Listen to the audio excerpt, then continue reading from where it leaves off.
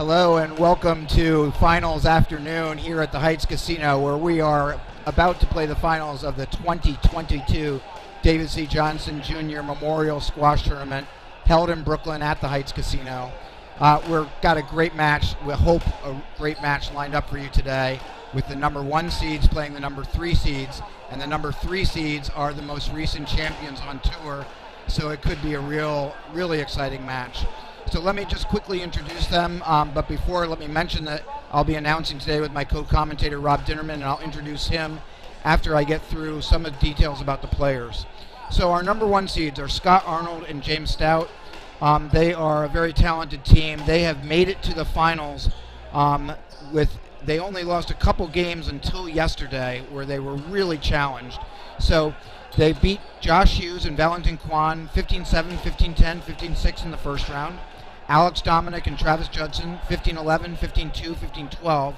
And then yesterday against Ryan Cuskelly and Cameron Pilley from Australia, they actually dropped the first 2 games 15-13, 15-14, and then won the next 3, 15-11, 15-13, 15-9. It was a really entertaining match, perhaps the match of the tournament so far. Scott Arnold, he's ranked number 1 on the SDA Tour right now. He's from Australia, he's 36 years old. He reached number 54 in the world in the PSA rankings. He played for Australia in the 2007 World Championships. He's won a whole slew of Canadian national doubles titles with Robin Clark, and he won the Big Apple Open with Manik Mathur earlier, last year, I guess, at the end of last year, and he beating his partner James Stout and Ivan Badan. James Stout, he's number 3 on the SDA rankings. He's from Bermuda. He's 37 years old. He doesn't look it.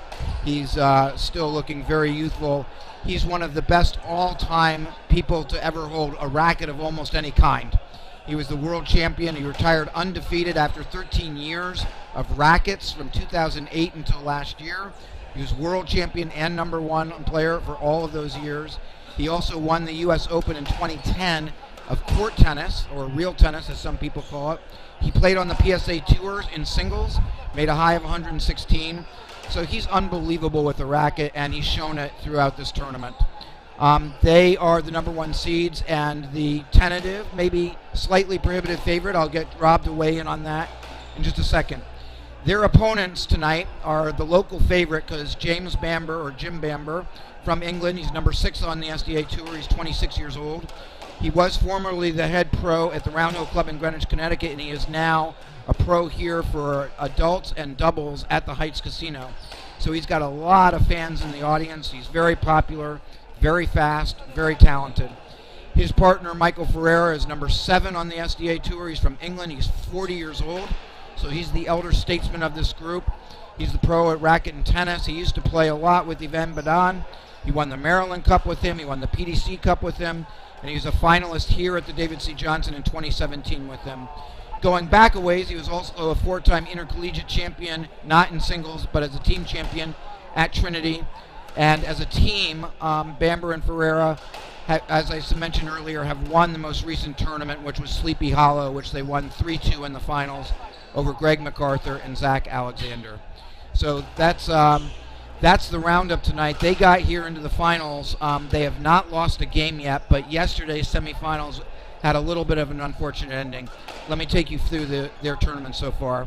They played Alex Schwartz and James Kaserkis and beat them in the first round, in the round of 16, 15-9, 15-2, 15-5. Then they beat Lyle Fuller and Scott Young 15-11, 15-12, 15-12. And then last night, they had won the first game against Chris Callis and Josh Hollings 15-7, but they were down in the second game, and Josh Hollings in particular was playing very well when he lunged for a ball, and he did something to his calf, Achilles tendon area. We did check in today to find out, and he's still laid up. It has not been fully diagnosed yet. He's going to wait until he gets back to Canada to fully diagnose it, but it's a serious injury. That much is known.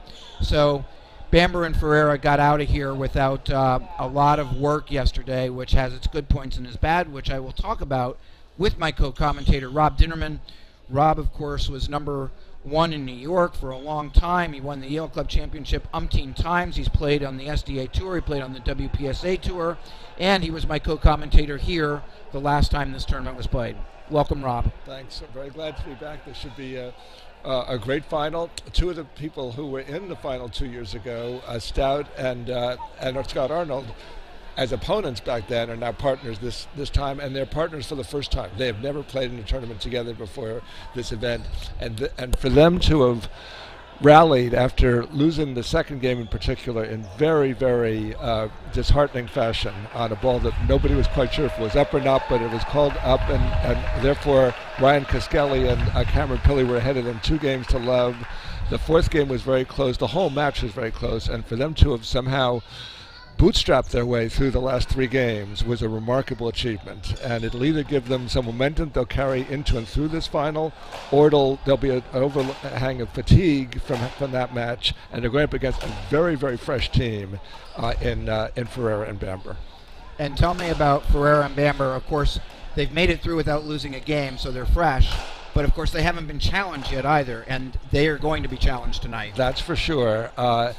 Ferrer and Bamber lost to Stout and Yvonne Baden in the semis of the Big Apple Open a few months ago, and then, as you mentioned, in the next tournament in Sleepy Hollow, they wound up winning that tournament. They actually got a default in the semis there as well when Manik Mathur got hit in the head and decided not to continue. So this is the second straight tournament in which they've gotten a default midway through the semifinal.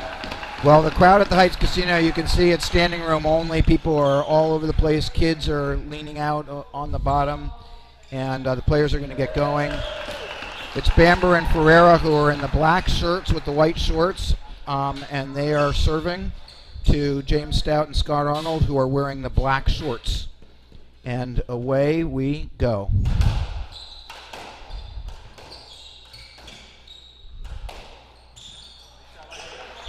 Nice shot by Ferreira to start off with. He started off very sharp at the beginning of yesterday's match.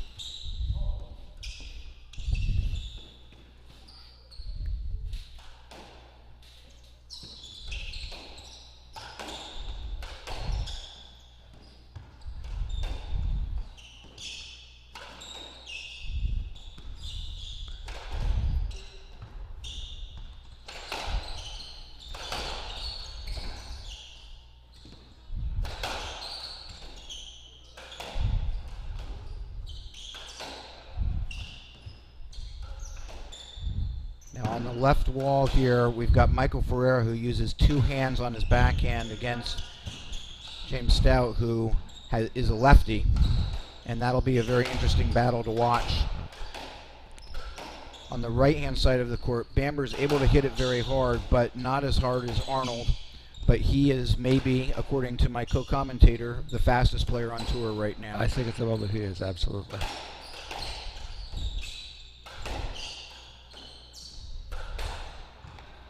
There's an error by Scott. Ferreira and James Stout are both from the racket and tennis. Stout is the pro there, and Ferreira has been a member there, so I'm sure they have plenty of practice games in which they're against each other on the left wall as well. They definitely know each other's games, that's for sure. That's a beautiful shot. This is an ideal start for Bamber and Ferreira. 3 quick points. 2 of them on great winners that Ferreira went for, and when he makes his first couple of shots, that even emboldens him to shoot more. Yeah, one of the things you've mentioned throughout the tournament, Rob, is that Ferreira in particular is a very good front runner. That's for sure, and he's out in front right now a little bit. And there's an error by Stout. We saw a lot of errors by Stout yesterday, which is unusual for both of us, having seen him play a number of times. I'm kind of expecting him not to do that today, but that was not a good start.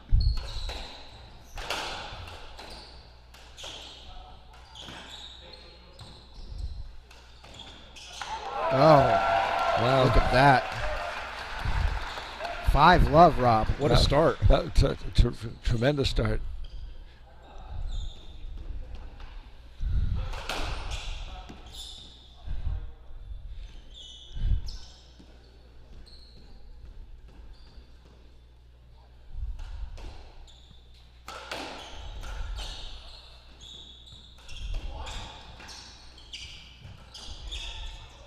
Good lob, but Ferreira is able to cut that off fairly easily. Arnold is still playing very far up. Mm-hmm.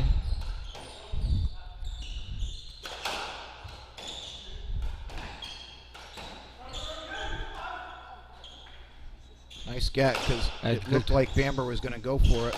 Yeah, good coordination between those two.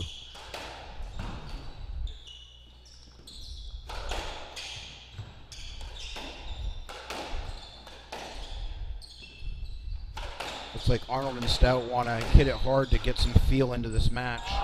But look at that winner. Boy, Ferreira's coming out on fire. And Stout and Arnold, sometimes when you've had a really tough match the day before, it takes a couple of points to really get your rhythm and get moving. That shot, that two-handed shot into the opposite corner by Ferreira, whether it's a reverse corner or just a hard, low shot like that one was, is really the bread and butter of his game. He's maybe one of the best in the world at that shot. And he angles it tremendously sharply, and it just is a very, very tough get because it ends up so far up on the wall. 7-love, Rob. Quickly 7-love.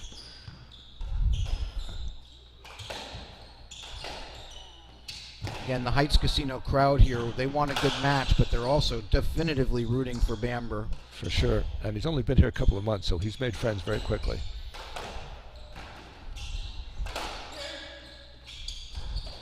Nice coverage.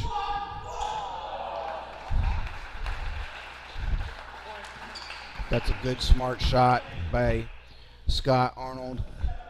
But boy, talking about the advantage of a first hand, 7 points on the first hand there. Absolutely. That's I don't think we saw that at any point this tournament, at least from the quarters on. And it is interesting the way Bamber serves, because he likes to get in there and serve quickly and often with a hard serve. Yeah, he kind of runs into his serve. He starts off deep in the box and he serves it just before he'd be about to leave the box.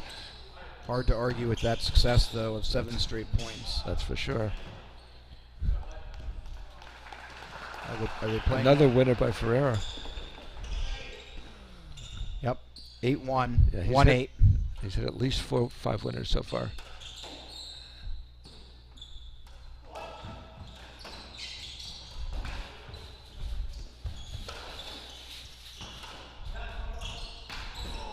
Oh, good nick.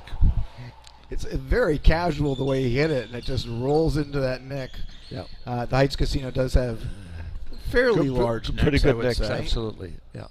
And the fact that he's so casual, I think, made Bamber think he wasn't going to go short. And there it is again. The shot we've been telling you about, folks. That reverse corner by Ferreira is unbelievable. And here's the hard serve. Will they get on another roll again on Bamber's serve? Well, that's 2 points. That's an error by Arnold again. So at this point, Rob, if you are Scott and James, do you think, okay, let's just see if we can get something going here and get into the second game? I think they try to get the rhythm going and move into the second game. They know they're not going to win the first game at this point. 11-2. Right. Yeah, but you can't lose 15-2. You've got to get something behind you going to the second game. So these last couple of points could be fairly important in terms of carrying over.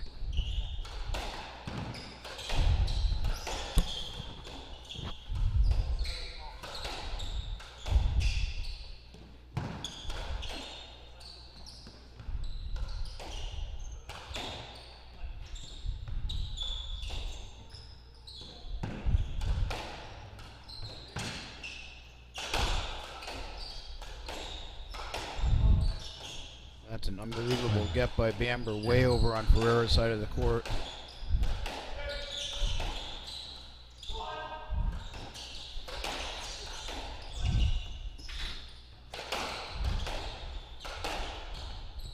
That's great length, but a great get. Great get is right. Bamber is really flying around out there. Oh, wow, another unbelievable get. He just wanted to make you look good with your prediction, Rob. Wow. And that reverse is just... Did he miss it there? Yes, he did miss it. So 23-11. Nice shot. Nice shot. Very low and hard. Again, it would be good for Arnold and Scout if they have something to carry them into the second game.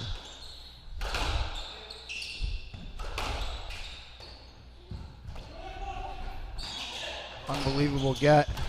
And Nice coverage by Ferreira. Look at at the back in the team point. coverage, and now they're back to even. Yep. Nice fake by Ferreira there, hitting it deep. Oh, wow. That is just an unbelievable end to a point. Spectacular shot. But look at the point. They were all over the court. They got it back to even, and then they hit that winner. That's just tremendous.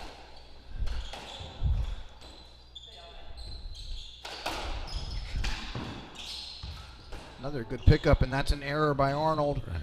So, and he had an incredible fifth game in the semis. He's not as sharp at this point at all. Well, even yesterday he was never unsharp, but it took him a little while to wake up. He didn't play like he played in the fifth game throughout the match. But that's for sure. I mean, the fifth game was his game. He was That's a nice shot by Stout. Just a very calm little drop shot. So they've done a little bit of work here. They only had 2 points. They've gotten back to 5. Is this enough to give them some momentum going in? 6 now. Maybe, yeah. Ferreira finally missed one. That's his first 10 of the game. He's hit so many winners that he was due. Well, he was going for a 3-wall there instead of the reverse.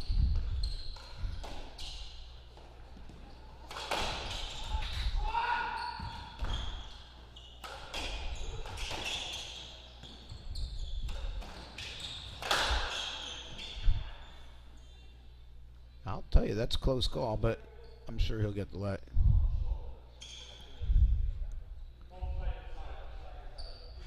Boy, that looks like that fooled him a little bit, didn't it? Yeah, it did. He was a little late on that prep, but that's another. Is this just?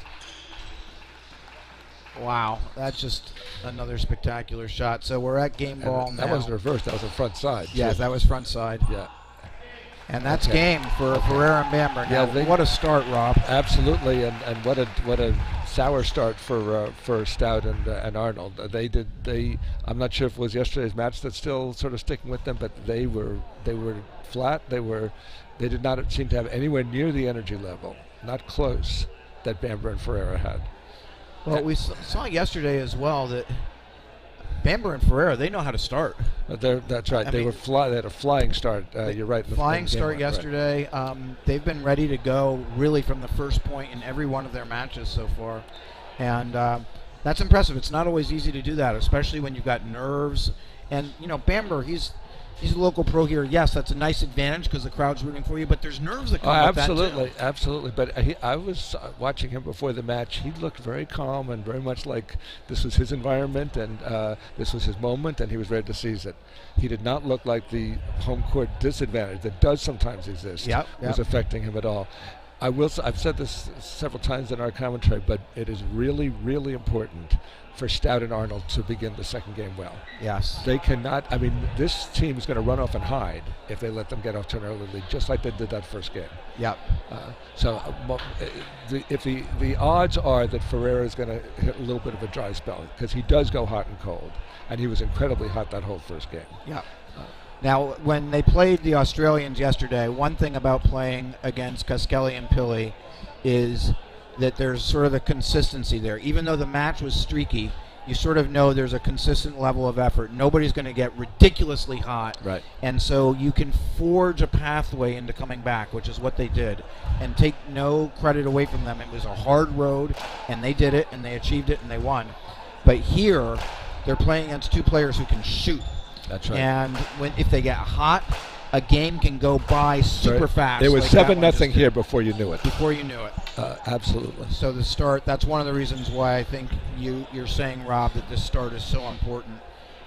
Absolutely. And again, they through this tournament, they've started fast, except actually game 2, the aborted second game yesterday. Right. Well, that was the thing, was that they definitely had a big let-up at the start of the second game yesterday.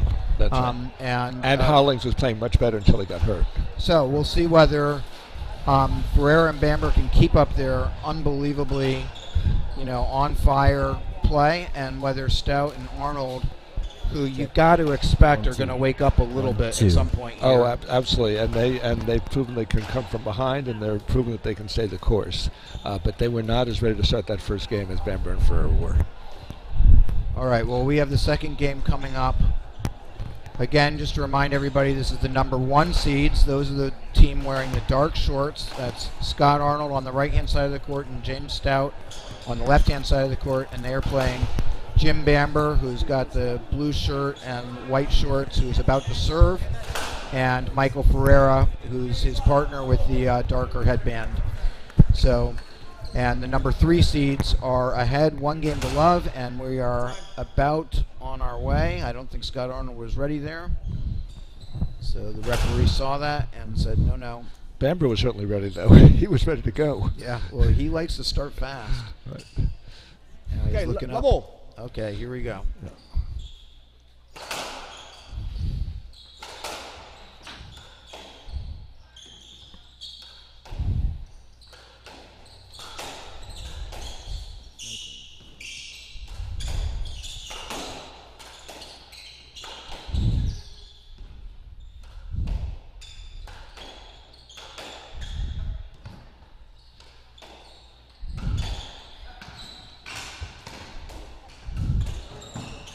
Wow, nice recovery by Bamber. His partner was flat on the ground. They're totally back to even here in this point. Ball off the back wall. Opportunity for Stout. Plays a lot back. Now they're in trouble, but they've gotten it back to even.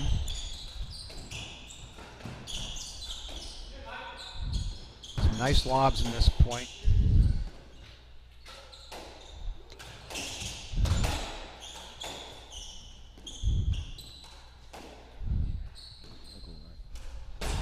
Oh, well, there's an error from the hottest player in the first game. Right, and in that first point, it looked like Stout and Harwich have decided to sort of slow the pace and keep their opponents deep, and maybe either bore them a little bit, which they might have done on that point, or.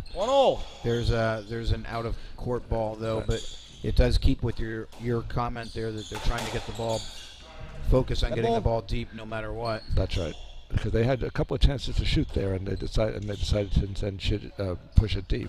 Yeah, from that first opportunity where I said Stout has an opportunity, and he decided to lob it back.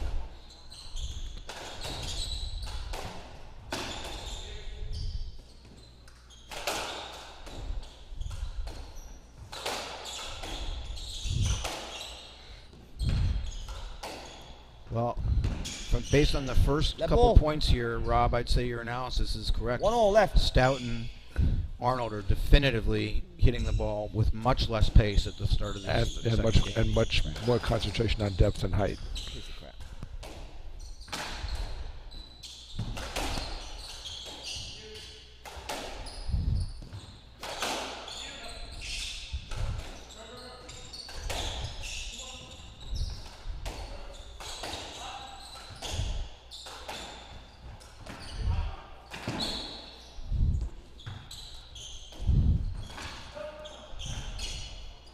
Good recovery by Arnold.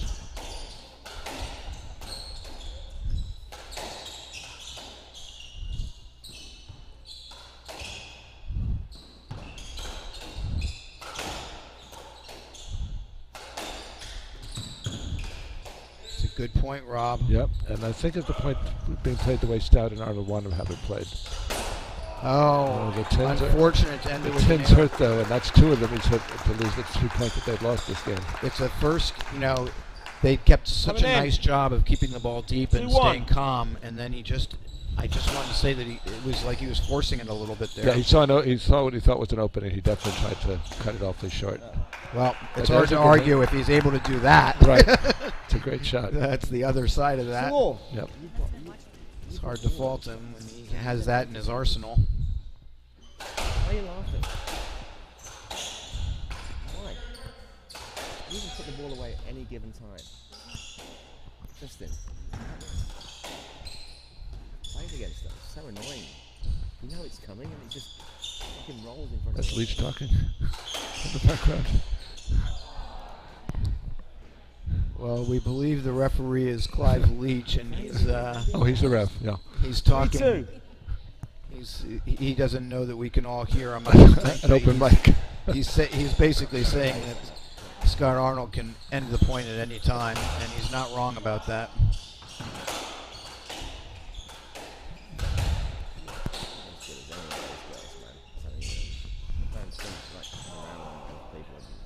Okay, missed a couple here.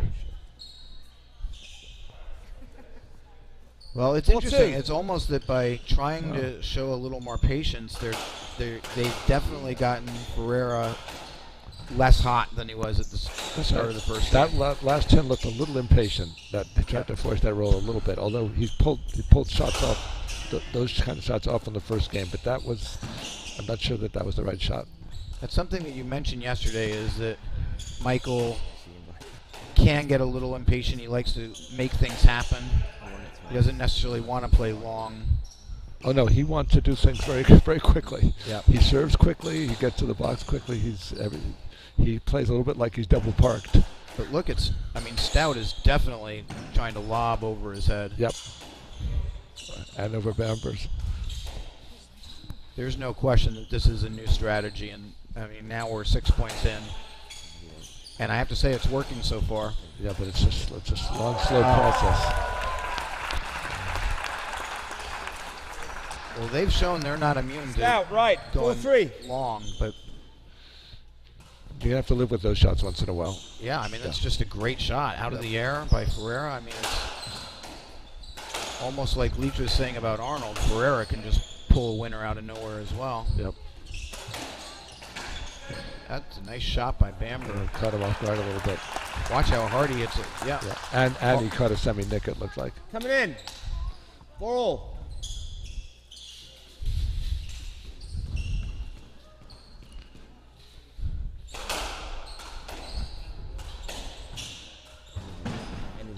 But was he on that early? Bit flat. That lob. It's another great lob by Stout. And then hitting Good a nice combination shot. there. Yep. Mike, left. 4-5. Hard serve coming up.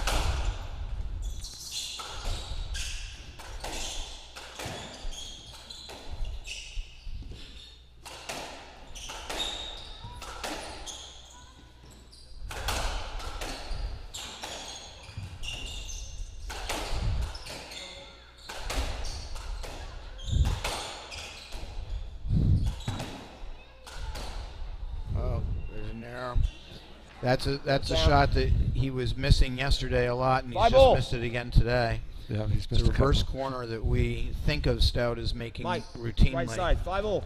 But for now, the semifinals and the finals, it's a shot that he has not hit consistently. Although well. he cut that out completely in the fifth game yesterday. Coming in. Yes, he did. Right. But he stopped. 6-5. It's not like he made a whole bunch. Right.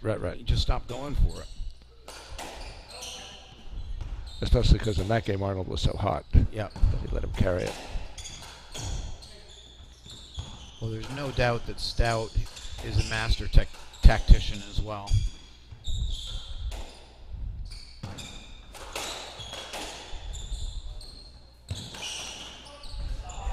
That's a great shot off the back wall. Look at this. Back wall, almost behind him, reverse corner from 6-all. his forehand into the backhand. Yeah, that's corner. a lot of you got to get a lot of angle to get that in the right spot. And Arnold definitely didn't see it coming.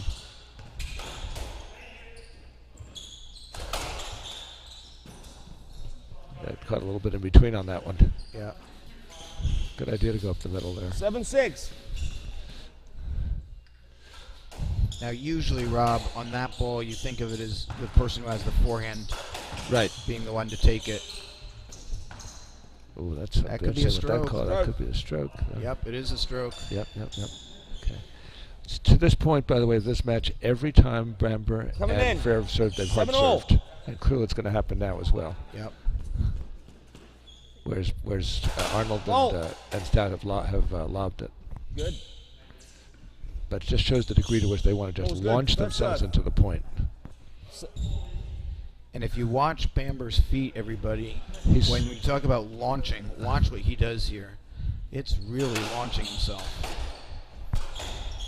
It's a great word, Rob. His momentum is carrying him, 3 or 4 feet in front of the red line. Ferreira missed one of his balls into that corner for the first time. Didn't make an error, but he just didn't get it to lie down the way he wanted to. Instead, Stout hits a great overhead winner. Watch this overhead, folks. Yep. That is just a thing of beauty right Mikey there. left. 7-8.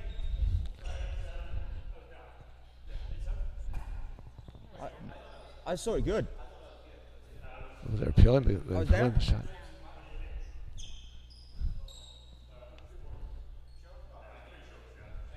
Oh, okay. Down. Thanks. Oh, wow. Wow, they called that a 10. I think when you say they called it a 10, I believe 8-7. that Stout is calling it on himself. I have to tell you, it looked like a clean winner to me. 8-7. It didn't sound like it was. We're watching it on the monitors, but so anyway, instead of it being 7-8, it's now 8-7. The players on court all seem to agree that that was the situation, so you never want to overrule the players against themselves. Oh, nice recovery by Bamber there. He's very good at extemporizing, even when he's off balance. Philadelphia attempt. Awfully nimble.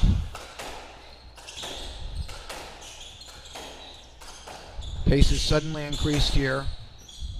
Oh boy. Stout and Arnold have momentarily at least gone away from, and they paid the price for it. Wow. That's the kind of point that Ferreira and Bamber would like to have all day long. Right. Fast pace, moving it around. Yep. That's what they've been eating up in this match. And causing a crisis moment in the point, as opposed to just sort of playing it with even exchanges. Stout and Arnold have done such a good job in the second game of playing it high and deep and not getting sucked into a hard-hitting point. But the last couple points, Ferreira and Bamber have made it a reflex-oriented point, and they're going to win that.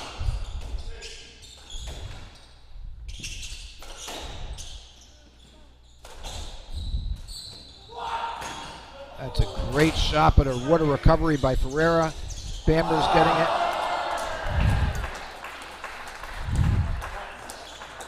And out of court. Mikey left. I think they spooked each other a little 9-8. bit. They both started to swing at it. Yep. I think it affected the eventual swing. They've had a couple of those. Yeah.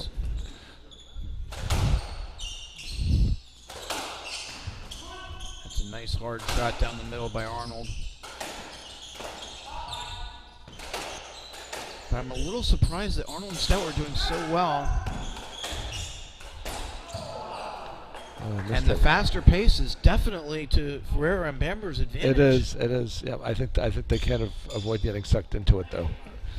A little bit. They kind of lost a little bit of their discipline there, and they need to stay in this point at this stage of the game. They cannot afford to go down too low, and that means they need to win the next. They can't. This deficit can't get any bigger without there being real trouble.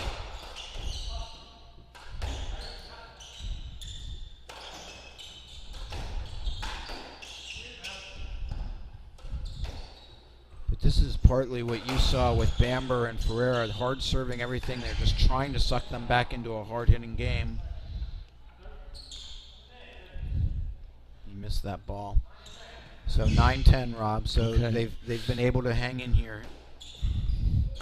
1 point down for the number 1 seeds, who we feel really need to get this game. But what a nice shot by Ferreira. It sure is over his head too. That is just beauty. Yeah. Not hard hit. And this game he's not hitting reverses. He's hitting front sides. Front sidewall. Yep. But he's nicking it. He has. Because Arnold's pretty far up, and they're still bouncing in front of him. Still winners. Yep.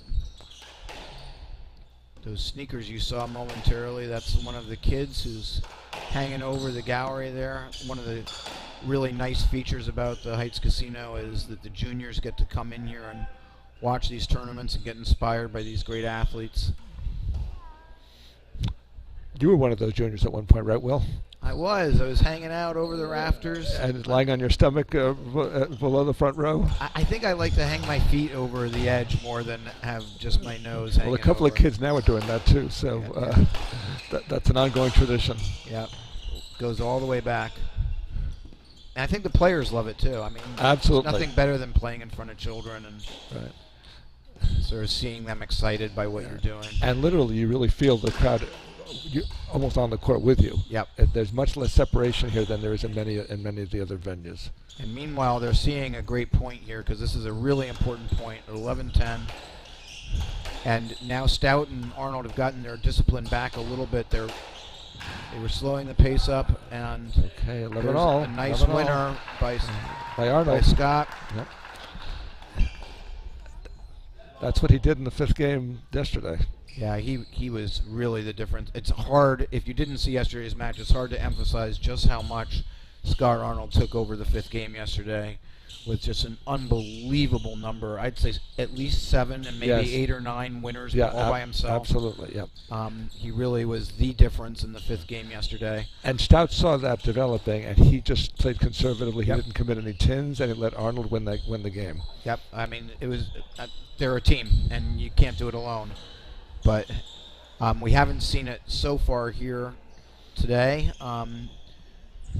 Seeing Scott play quite as well as that, but that shot that he just hit is the kind of shot that he was hitting all through the 5th game yesterday. Right. By the way, there's a real wet spot just in front of the tee on the court. I hope that's dry enough because that's a bad spot to wipe out on. Well, they did try to dry it a number of times, so I think they must feel that it's okay.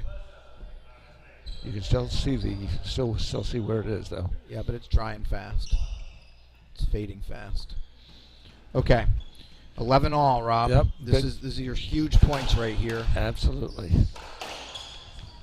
And now Arnold has started to hard serve. Playing let. What's the call? I think it's a let. Boy, that could have been a stroke. Yeah. Probably a let, though.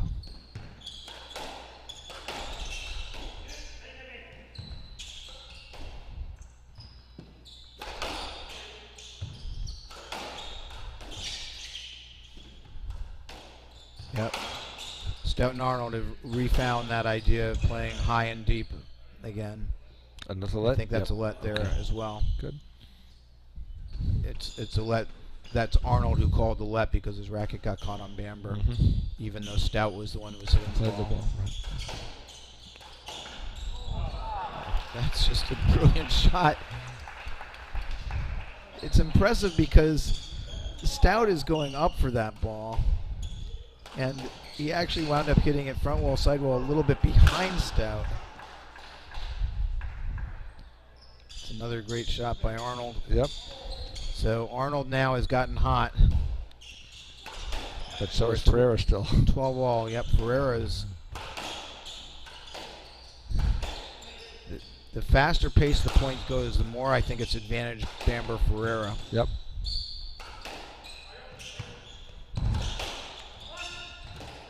Nice get by Stout. And you can see there, they want to keep. There we go.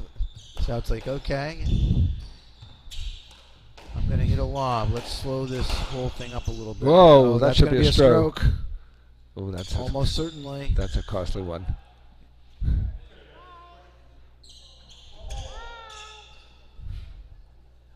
I think he said let. Yeah, he did.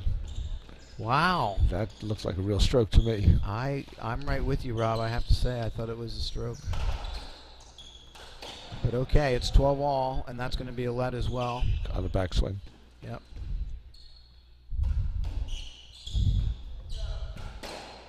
And that was a serve that hit the beam. The infamous Heights Casino beam.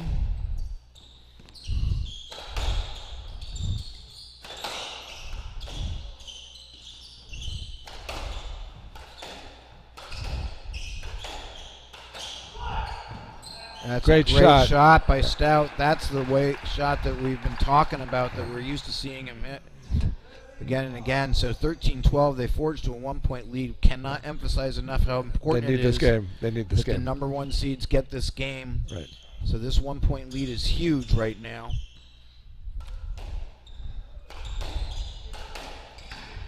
Whoa. And they got caught out. Really interesting shot. They got confused a little bit as to who was going to play it. I think Bamber was looking for Ferreira to play that. Bamber started very late. 14-12, 3-game balls now for Arnold and Stout. And they absolutely need this game.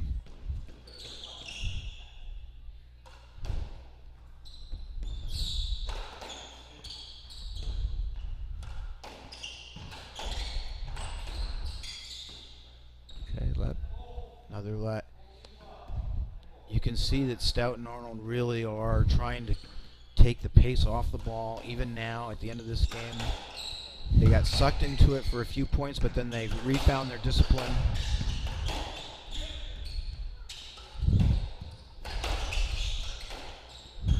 It's hard because here's the thing.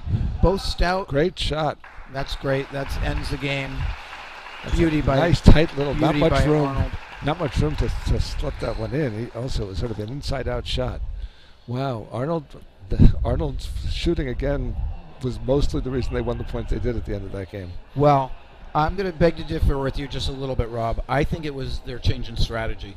I think it was he did shoot and made some great shots, but I think it was the overall that they said, we are not going to get sucked into the super fast points. We're going to try and lob and really change it. And that gave them opportunities that they hadn't seen previously, and also kept Ferreira and Bamber from just, sending off winner after winner. Right, and they converted those opportunities, and they kept this game from becoming a shooting gallery. Yep. Which the first game was. Which it was, right. and that's one that Ferreira in particular excelled in the first game.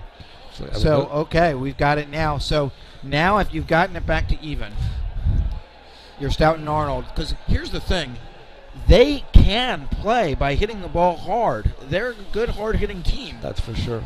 So do you say what's worked now has been lobbing it, so we just continue with that, the sort of war of attrition? They were lobbing it, but they were also getting good depth. In other words, they even when they were swinging half speed as opposed to lobbing it, they were more concentrating on keeping Ferreira and Bamber deep in the court, because when those guys got up in the court, as they did the whole first game, they just were shelling them. So they've got to keep the ball deep. They have to, yeah. I mean, the pace is going to be part of it, and the shot make is going to be part of it, but they've got to keep the ball deep. Absolutely. Got to keep the ball deep. And I know that I have this sense, this is my interpretation, but I sense that for Stout, he can adjust to a whole bunch of different game plans, not much of an issue. Yep. For Arnold likes to play hard and fast as well. He's sort of like almost a member of the Ferreira-Bamber team on that. But he actually does really well if he can keep patience, because when he gets a good opportunity, he will hit that winner. And sometimes he'll make an error on the super fast-paced balls. Yeah, like he did a couple of times on there. Although yesterday there were fast-paced rallies, and again in the fifth game, didn't matter. He was just hitting winner after winner after winner. And varying winners too. Reverses, reverse three walls, cross drops. The whole thing. Yeah, he's got more of a shooting arsenal, I think, than he did in the past. I think that's one of the ways in which his game has improved. All credit to him. One of the things, Ferreira, as you mentioned, is the quote elder statesman. He is a very young 40. Yes, that's true. He looks much younger facially, and he plays much younger. Well, it doesn't even, it just, as you're watching, it just seems like they're all the same age. It doesn't, absolutely. He doesn't stand out as being. In fact, he almost could pass for the youngest. He's incredibly, he's like a roadrunner out there. Yeah. Well, I think based on what we've said, the difference maker on the player maybe to keep your eye on here is Scott Arnold. It's sort of, Stout is going to adjust to however he needs to adjust. He's that talented, a tactician and with a racket. And that versatile. Yeah. And if Scott Arnold can get hot as he did right at the end of that game and the way he did in the fifth game yesterday, I think a lot of this rests on his racket. It does, but that's only if they can keep Ferreira and Bamber from getting up front and just tomahawking the ball. Yep. And pushing the pace on them. So, okay, Rob, I'm going to put you on the spot. It's 1-1. What are you thinking? I think that this is anybody's match at this point. It absolutely is. Very, very political answer. And we could very possibly be in a fifth game today as well. Yeah. Well, this has been great squash and really interesting to see how the number one seeds adjusted their strategy for that second game. It'll be interesting to see if Bamber and Ferreira make any adjustments. I don't think they. First of all, I'm not sure if they can, but secondly, I don't think they're going to. I think they're just going to go full speed ahead. 1 sec, guys. The thing I'm going to be looking for is whether Stout and Arnold keep with the lob and off-base balls. Right. It really requires a lot of patience and maturity almost on the court to do that, because, as you said, especially with Arnold, the temptation is to swing away. Wow. Whoa, that was quick. That's what Bamber and Ferreira like. Yep. Oh, are they thinking maybe the ball broke? Oh, hang on. I mean, guys, it's not all the way through, but look at it. I mean, look, it's Well, that means that if what Clive Leach, the referee, is saying is true, that means that that point would stand and they will replace the ball. Now, Rob, So it's still 1-0, right? replacing the ball yesterday, we haven't really talked about it, but it came into play in the 5th game yesterday when the ball broke, and all of a sudden, I think 7-3 after the ball, they ran off 6 or 7 straight points. That's right, from 3-7 to about 8 or 9-7. That's right. And so do we think again that a broken ball will favor Arnold and Stout, or do we think that the way Ferreira and Bamber play that it could favor them? It could favor them because the new ball is stiffer and is more likely to be. You can shoot a little earlier with it and more effectively. So it might be one of the reasons why in every match so far, Bamber and Ferreira have started off on wildfire. Mm-hmm. And part of that may be actually the ball. That's right. That's right. But a ball to begin a first game is more warmed up than this ball is going to be because they're not going to hit it as often right now. By the way, Rob, while we have a moment, just want to say you're looking quite dapper over there. You know, I don't have the three-piece suit on, Will. I have a three-piece suit on, but I'm saying that we don't often see Mr. Dinnerman in the full suit and tie, and want to say that you're. Except we need to fix your tie a little bit here. But we're you're looking good. You're looking good. Thank you very much. I saw the way you were dressed yesterday, and I figured I shouldn't wear my Princeton jacket today. Well, we appreciate you. It is the finals, and the players, you know, we want to honor them. Right, absolutely. It's a real occasion, and we wanted to dress up. It's our little part. They're warming this ball up more than they usually warm up a new ball. They really want to make sure that they're comfortable with it from the first point. Yeah. Because there's not going to be much margin for error here, but everybody has to play well. All right, folks, let's get it going again here. Bamber and Ferreira. One love. One love. Coming Look how deep in the box. It's going to be a hard serve again, right, for sure. He uses the whole service box to sort of get momentum for his hard serve.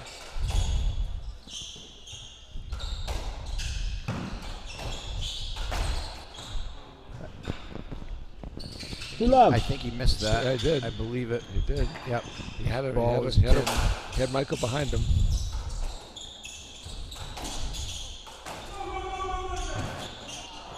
That's a nice shot by Arnold. And it caught Bamber. I don't think he was I expecting. mean, Bamber almost got there. Had to 2-1. go a long way.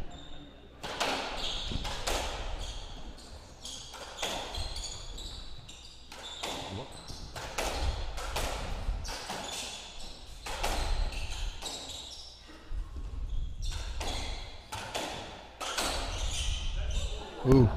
The ball. That's one where Stout says, "Thank you, Michael." 2-1. Could have hit. That almost hit him.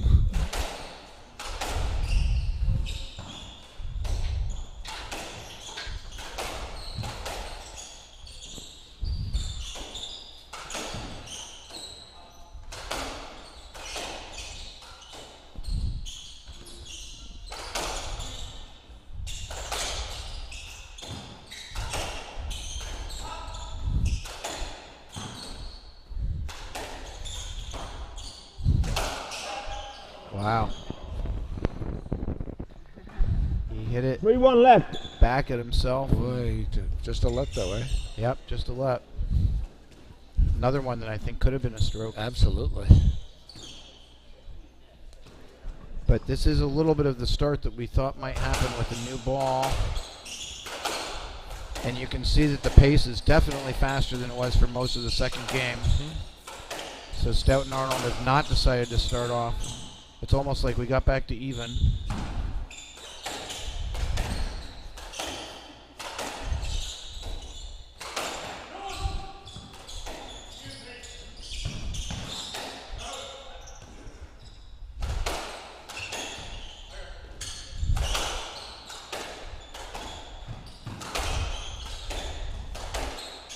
I gotta say, this is the kind of point that Ferreira and Bamber like. Doesn't mean they're gonna win it, but Yep. they'll take this style of play. Fault let. over the soft lob and soft 3-1 drop left. style any day. Let's see if Ferreira also does a hard serve. Yes, he does.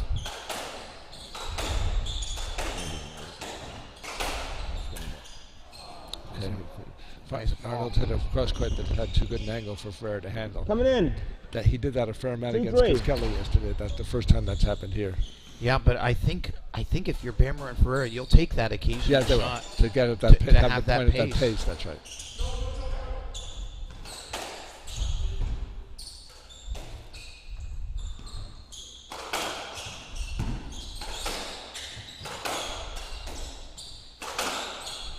Look how hard Bamber's teeing off on it. But a great recovery by Stout, though. That ball was well past him. Oh, wow. Great shot by Scott. Got to give Scott credit here. Boy, that I ball- mean, at the end of last game and the start of this game, Scott looks like he's hot again. yeah. I yeah. mean, he's hanging in there over on the right side, and then when he gets an opportunity, he's ending the points. He is. He's had a lot more winners than Stout has so far this match.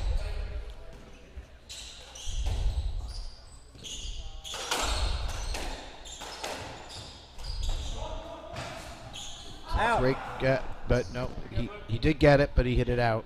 Yeah. 4-3. Well, it was 3-1, so Arnold and Stout have won 3 points in a row.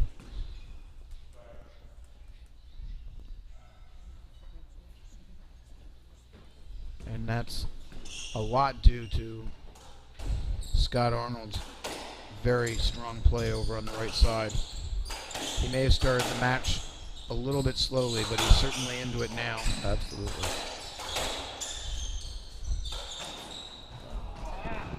Another error by Ferreira. Yeah, that one looked a little impatient also. 5-3. Because Stout was actually in position to get that, even if it was up. The ball. Okay, fair enough. 5-3.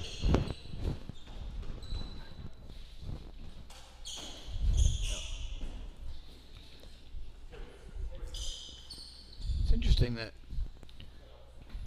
Scott is also hitting lob serves most of the time.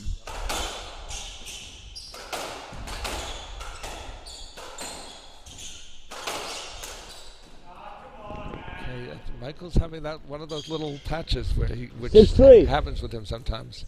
Yeah, it's funny because the style of play right now would seem to be suiting Bamber and Ferreira, but Ferreira's made a few 6-3. errors, and now Jim is going over to talk to Michael. And Yeah, they're both. You're right. It's unclear what they're deciding to do because they really do play at 6-3. pretty much mostly one speed. but here there's going to be a lob serve again. I think Stout and Arnold are very happy with a slightly calmer pace. Hit him. Hit Michael. 7-3. Whoa.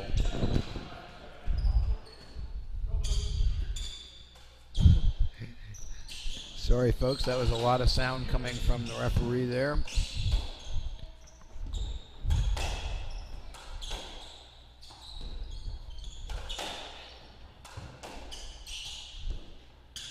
Michael deep.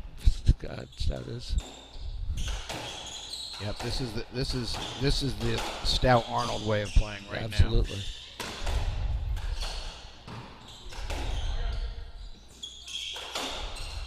You can see Michael wanting to speed it up, looking to try and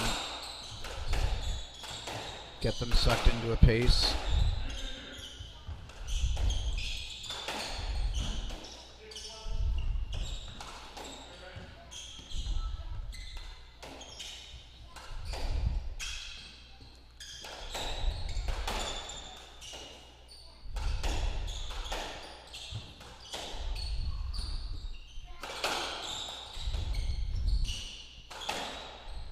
Wow. Good, nice get by Stout. And a great shot right down the middle by Ferreira. Split the two players. That's a beautiful shot. That was Outside. absolutely perfectly in between the two 7-4. and sharply angled as well. Neither one had any kind of swing at it. That was an interesting point because that was the kind of point that Stout and Arnold have been winning, but Ferrero almost single-handedly was trying to get them to get into a faster pace, and eventually he got the opening he was looking for. And almost the same spot again. Yeah. He's found a little hole in their defense. Well, Arnold is so far up that in that kind of situation, he's not going to be able to make the react in time, and he did have Stout stuck on the left wall. Yep, he's recognized that if he can get Stout to play over there, there may be a gap down the middle.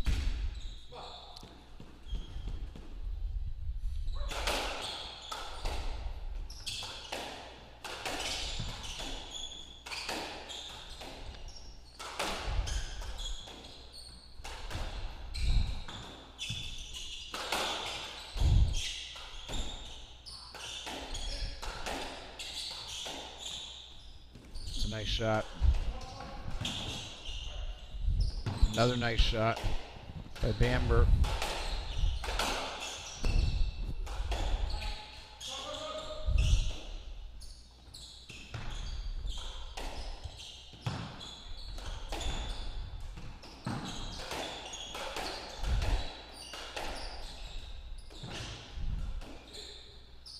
Oh, what a beautiful lob by Scott Arnold. And we're going to let out of it. Good call. Right side. Nice point. Deserving a nice round of applause from the Heights Casino crowd. There's a lot of tactics going on here, Rob. Both teams are trying to find some holes and trying to get into the pace that they prefer. That's for sure. It'll be interesting to see if they cover that hole in the middle that they lost the last 2 points on. Oh. There it is, but sort of in a different way. Yeah. No, that's 3 points in a row that have down the middle. Balls down the middle. Yep. And that's changed this whole game. It's 7-6 now. And just to remind everybody, James Stout is a lefty, so the down the middle shot, one of the reasons it works is because it's two forehands, and there's a ball that's not down the middle, but instead on the wall, and it's also caught them off guard. So Ferreira and Bamber, who are down 7-4, have now tied it up at 7. If that's right, they. That ball. 7-all. Yeah, it is 7-all. Okay.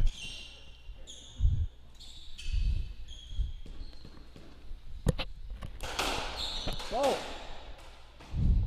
Second serve.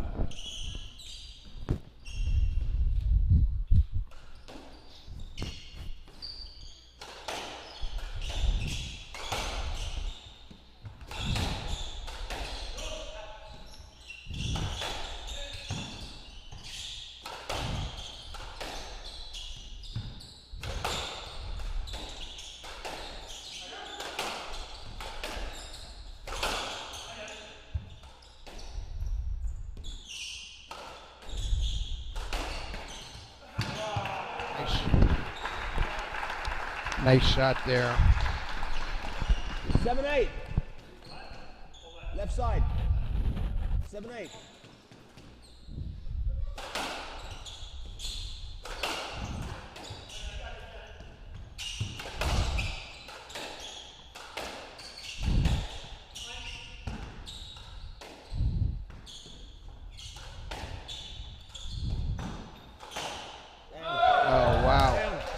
He was on that awfully early, wasn't he? He was on it, but I think he hit the 10. Coming in. Yeah.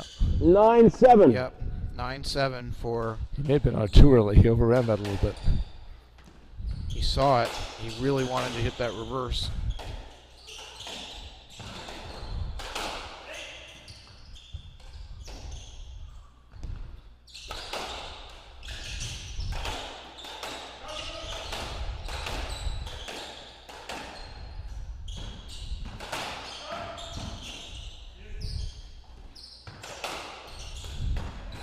Great shot by Stout.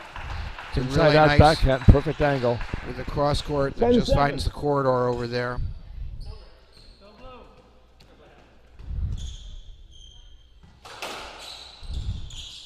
Good serve. Nice recovery by Bamber on that serve. Ferrer didn't get it to lie down the first time, so he hit it again, and the second time he did. Look at that winner. Yeah, right. Two reverses in a row. Beautiful. Stop backing up.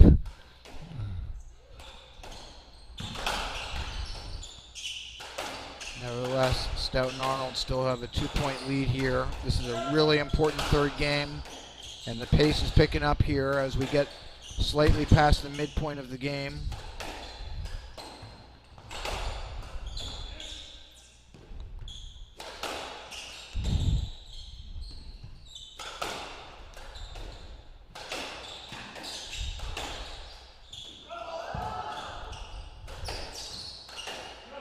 Ferreira tried to bury that ball. It didn't quite go. Point stays alive.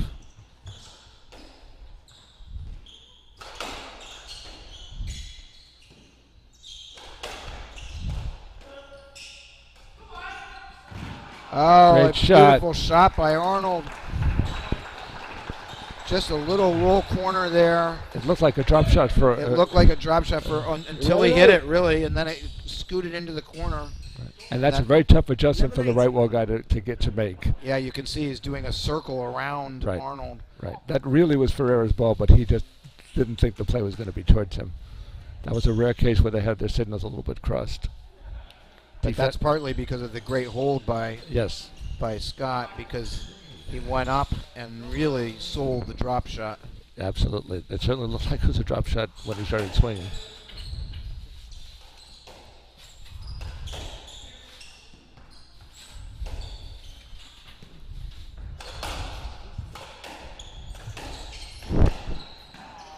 Wow, another shot by Arnold. Arnold again. Yep, just as we said, he's really the difference maker here. He is #1 on the SDA Tour, and you're sort of seeing it from the end of last match and here that he can sort of be the difference maker in a match. This is he just recently was #1 replacing Manik Mathur, who was in that spot for quite a while first, but he's really growing into the position rather quickly. Coming in. 9-12.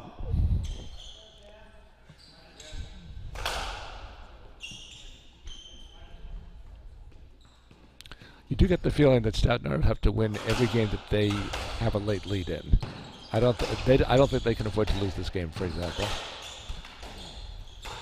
which might not have been true of the match they played yesterday. And Bamber and Ferreira, you think, can come back if they were to lose this game? Yes. Oh yeah, absolutely they could.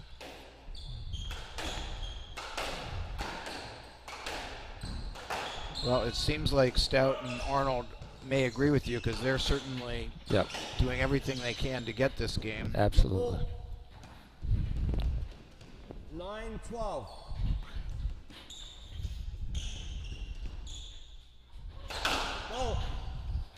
They could be calling foot faults on a few of these two, by the way. He's awfully close on the line there.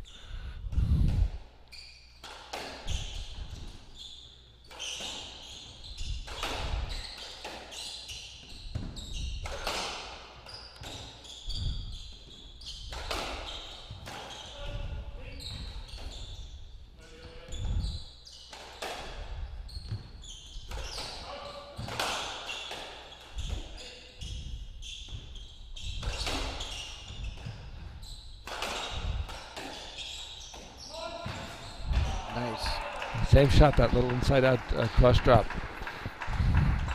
Arnold is really, he's ended the last number of points now. 13 left. And they've forged themselves to a 4-point lead, 2 points away from taking the critical third game.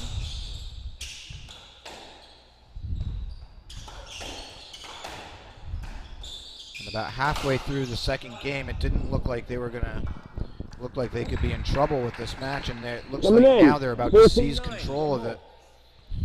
14-9, 6-game balls.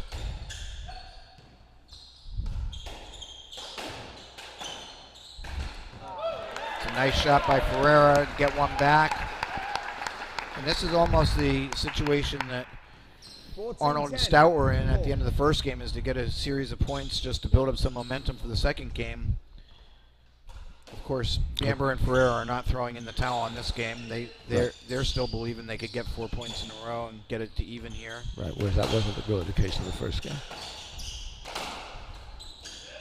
Ooh, it's a nice recovery by Ferreira. Yeah, I thought it was sort of a look-away swing. Beautiful play by Michael.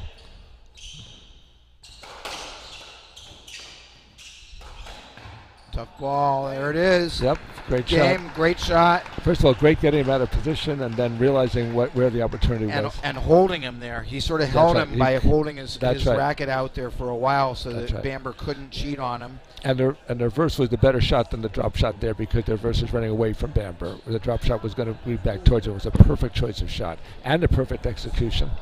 Well, that game, it's Arnold and Stout, but that game was really Scott Arnold. Yes, Scott Arnold took over that game, and very similarly to how he took over the 5th game yesterday. That's exactly right. Not quite as dominantly as yesterday, but he was really the difference maker. And that's what we said was going to happen, is that we thought that game might be on his racket, and indeed it was, and it was to his advantage.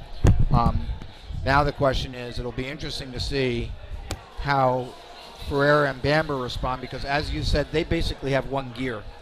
And they're not going to make the tactical kind of adjustment that we saw Stout and Arnold make. That's right. They're going to say, okay, what we're going to try and do is just suck them into fast-paced, pinball-like rallies and see if we can't execute on our better reflexes. And also they may be hoping, or plausibly might be hoping, that if this match keeps dragging on and becomes long and physical, that yesterday's semifinal may take a bit of a toll on Stout and Arnold, although we don't have any reason to believe that's going to happen yet based on these last 2 games. No, I mean they definitely started the match slowly. That's right. But since they've gotten warmed up, they look great. I mean, there's no sign of fatigue here. Nope, none visible yet. And yet, you're right, it could be yet.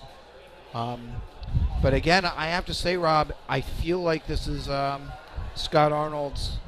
I feel like he's the big determination here. Well, if he plays as well as he just did there, with being able to they're get in that, very good shape. They can really control this match. That's right. And the thing about Stout is that Stout is so smart at sort of figuring out the different paces that are going on and sort of lobbing up, and then when he sees that Scott wants to really play faster, he'll go into that for a little bit, and then he'll actually start to change the pace back to getting it to be slower. And I think if Scott had his way, it would be slam bang a little bit more, and Stout's a good foil for him. That's right, kind of reeling him in a little bit and keeping him under control, and probably saving his energy that way so he can execute on his shots. And also giving him better setups, because he's gotten these setups that are right in his sweet spot, and he's burying them. Absolutely. And Stout also, I think, has a great sense of how involved he has to be, to what degree he has to force the offense. He realizes in that game that Scott was so hot that he didn't have to do that. I mean, that's really maturity, isn't it? When you know that you have one of the most talented rackets on the face of the planet Earth. Right. And, my opponent's hot, my partner's hot. Right. You know what I'm going to do? I'm going to let him be hot. Right. It's maturity, and it's also being a great team player. A great team player. And in addition to being the racket's singles champion, James Stout has been the World Rackets doubles champion as well. And by the way, he's got a rackets doubles event coming up in a couple of days at Racket and Tennis. I think on Thursday, their first round. So he's having a pretty full rackets week. It's unbelievable how talented he is with. And again, he didn't get beaten as the world singles rackets champion. Right. He retired after 13 years of being largely undefeated or unchallenged. Let's put it that way. Absolutely, he lost some matches, but not many. Yeah, and the matches where he had to defend his world championship, none of them were close. Arnold Stout, 2-1, no more. All right. Well, the number 1 seeds have wrested a 2-1 advantage here in the finals. The 2022 David C. Johnson Memorial Squash Tournament at the Heights Casino in Brooklyn, New York. And let's see if they can hold on. They are playing the team that won the most recent big tournament. That's Bamber and Ferreira. And they are the number 3 seeds in this event. That's a hard hit ball. Now, look at how Ferreira doesn't react at all. Hit his racket. Hit his racket. Oh, hit his racket. Yeah. By the way, one other thing that Arnold and Stout have done is they've taken the crowd a little bit out of this match. You're right, they have. And the crowd, it's packed. Right. It's packed up in the crowd there. Right. And the crowd really is rooting for Bamber and Ferreira. That gave them something to cheer about right there. They were into it at the end of the first game. Yep. You can see there's the crowd. Standing room only. There are actually even more people here. We're at the start of this game. Some people took a little bit of a break. Interestingly, there were refreshments behind the court, so that the stands are even more packed than you just saw in that last view. We also saw Bamber lob serve just now for the first time, which is interesting that they may have decided to try to soften things a little bit.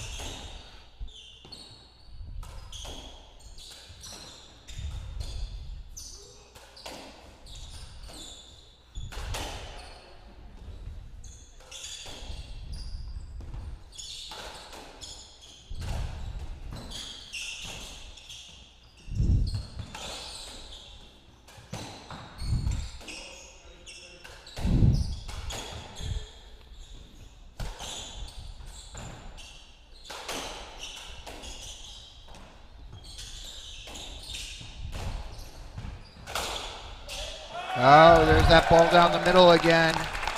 Pereira has found that weak spot. Yep. And he sort of had Bamber blocking Arnold onto his inside as well, which made it even harder for Arnold to reach across. So it's a little bit of a pick play.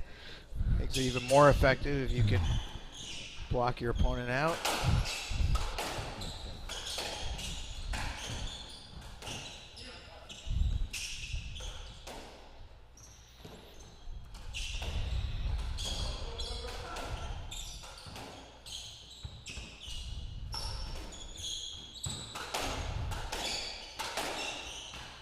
Oh, nice shot. Good shot. And in this case, Arnold blocked Bamber a little bit. Blocked his vision. I don't think he blocked him physically there. He didn't see that coming, though, for sure. He reacted very late.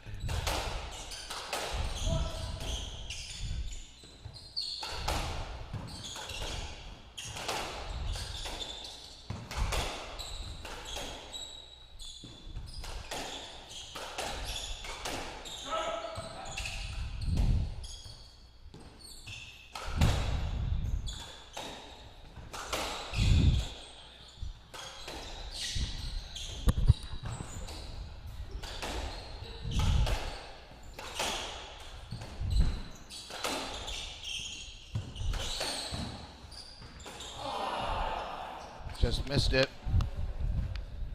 Right shot. They had Scott back there a bit. Now, just to remind you all, the #1 seeds, that's Scott Arnold, who's serving with James Stout. They are ahead 2-1. So for Bamber and Pereira, there's no time like the present. If they don't win this game, the match is over. And the championship goes to Scott and Arnold. I mean, Scott Arnold and James Stout.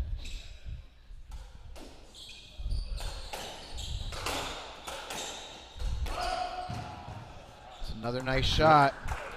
Arnold continues to be hot. And look how far up he is. 3-2. He's got Bamber 3 feet behind him, and that's what made the difference on that shot.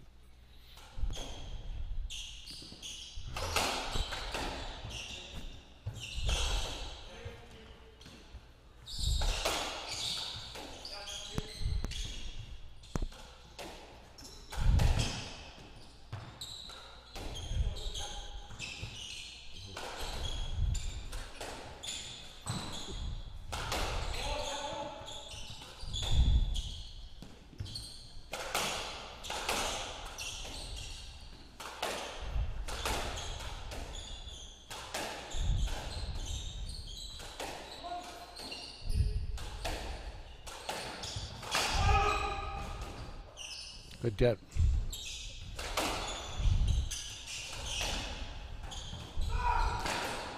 Another nice shot. Gosh. Yep.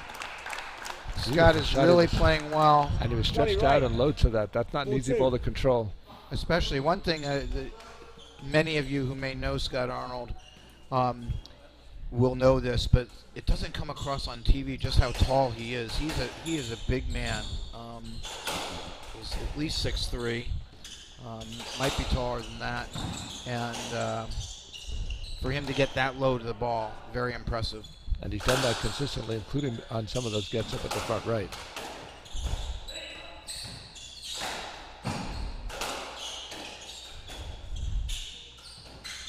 Ooh, we've caught him there. I have to say, I feel, Rob, that Stout and Arnold are in control.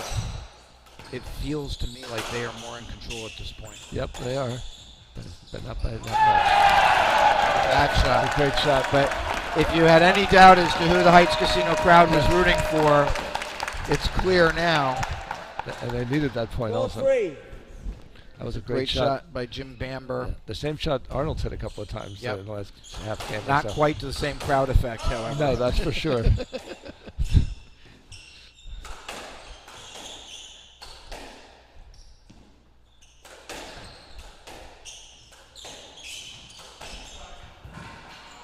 Good shot Another again. great shot. He's gotten him on his hip and then just nailed it. And that's a tough get for anybody, even Bamber. Well, one of the things that Arnold does really well is he's able to position and sort of get, before he hits the ball, get his the person who's on his side of the court out of position. Absolutely, and keep him out as long as possible, and then step in next to it. His footwork is very good for a guy that size also. Yes, indeed. Really good. I mean, it's not just his footwork, it's his ability to dive, it's shot making, all of it for somebody that size. You're expecting somebody that size to be able to hit it hard, and he can. Right. But what you're not necessarily expecting is the grace of footwork and how fleet he is. And how good balance he has. Yep.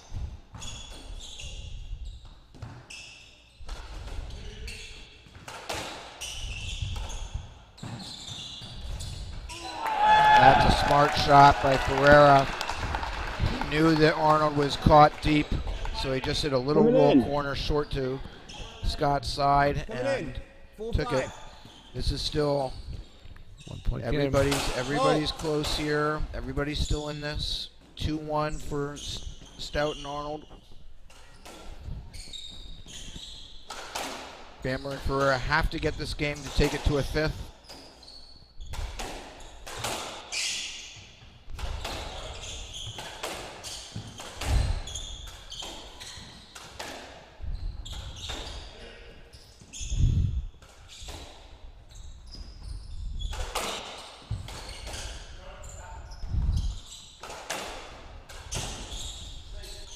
Ooh. Good ball. Good call. That's a lap. Good call. Yep. And nice of Jim to hold up his shot. Oh. That also was a foot fault, I believe. He's foot faulting on plenty of these. 4-5. I think Claudia's called a regular fault though. That was not a foot fault. I think he had his ankle up in the air there.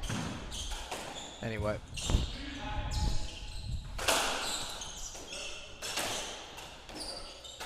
You can see how hard Jim wants to hit it. And there it is, Stout just taking the pace off the ball. Yep, I saw a young man that you wanted to hit it hard. And there it is, setting up for a winner from Arnold, another winner.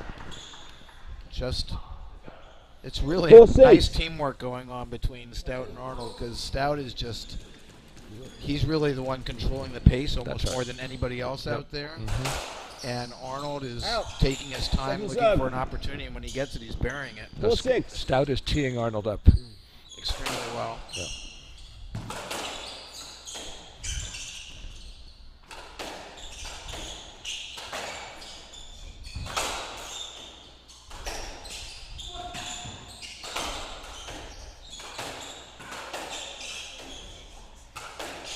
Wow.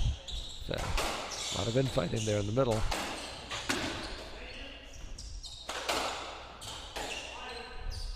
Tremendous point here.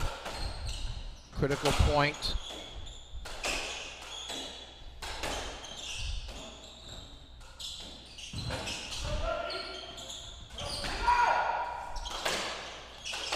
A little mix up there on the front right. Yeah, but they communicated. Yeah, just in time.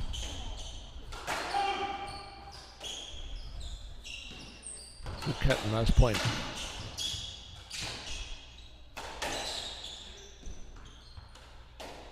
This is all over the place here.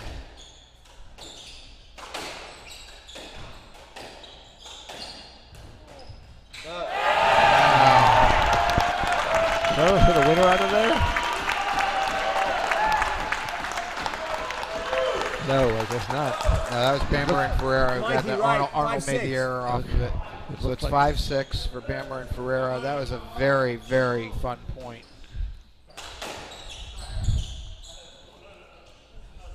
Oh boy.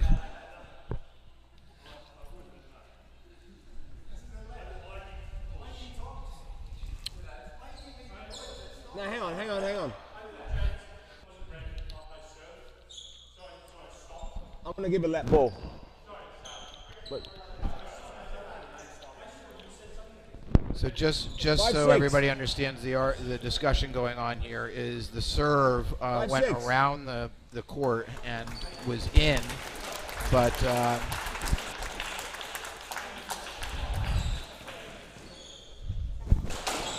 anyway, the players have resolved it themselves.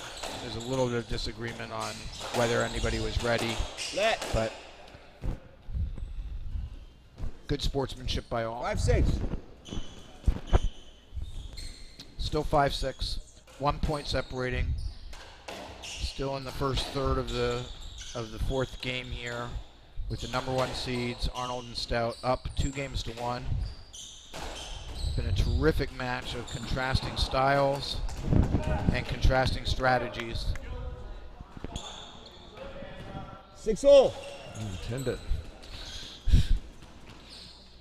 And again, Bamber and Pereira, the team with the white shorts, they have to win this game to get the match to go into the 5th. That's an error. Yeah, by Michael. 7-6. The bottom of the Coming in. 10, actually, not really even that close.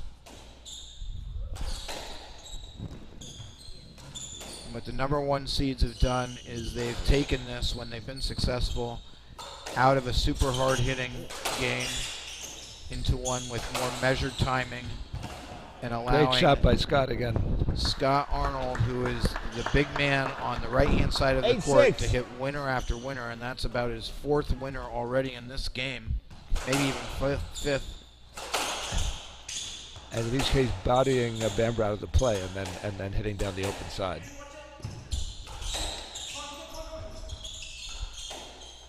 They've never gotten this lead up to 3. It's been 2 is the most that they've been ahead by, so this is an important point that way. Playing it off the back wall. Wow. Great shot by That is Bamber. a very hard hit ball by Bamber. And widely angled. 8-7. Nicely done. And again, just to remind everybody, Jim Bamber is the pro here at the Heights Casino, so the crowd is definitively on the Bamber Pereira bandwagon. They appreciate the good play of everybody, but you can hear the difference when Bamber and Ferreira win a big point.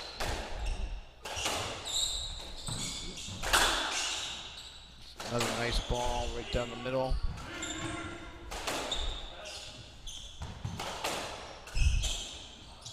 Smart shot by Bamber. A reflex The shot. crowd goes crazy.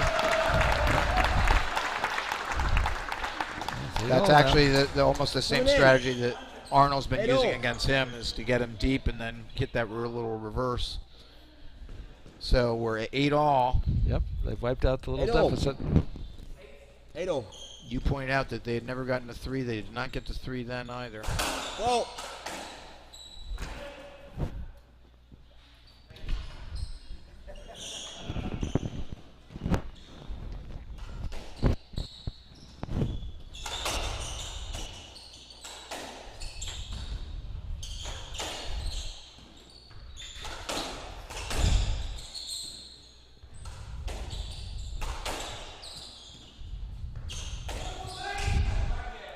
Ooh, it's a good shot. See if they give him a let or not.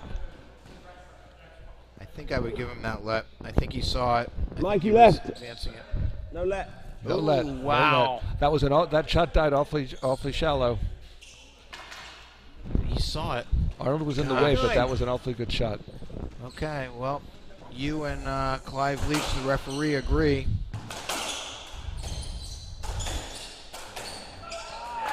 That's a brilliant winner by Ferreira. Front wall, side wall again. No. Very short. Arnold was up there, but just too good. 9-all.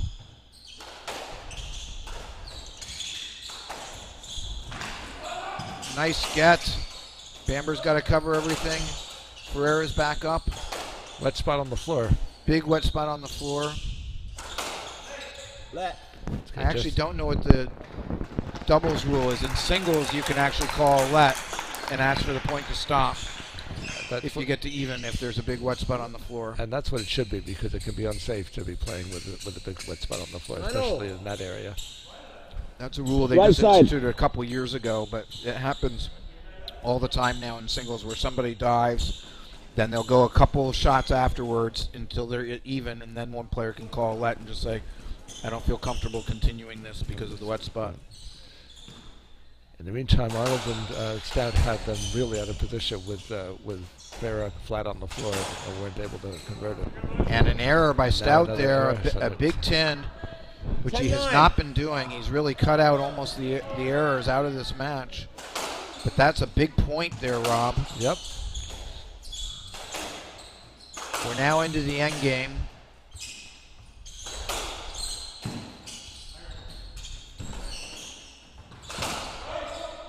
Good call. The ball. 10-9.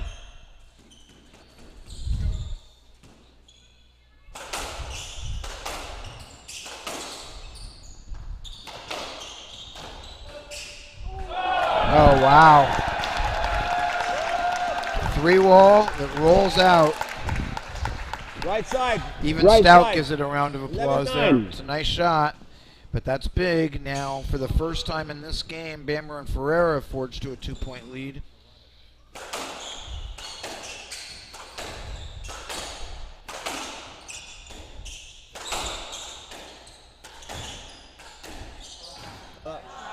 Nice shot by Scott Arnold again. Again, but a really front court position.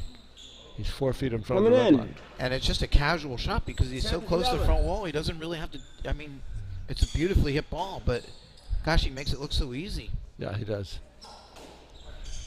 And Bamber's behind him, and it's tough to even see the ball when you're behind him.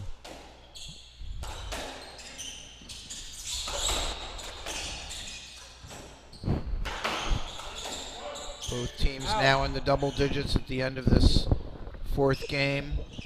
10-12. Oh, that hit the beam, maybe. The number 1 seeds looking to win the title. The number 3 seeds looking to take this to a 5th game.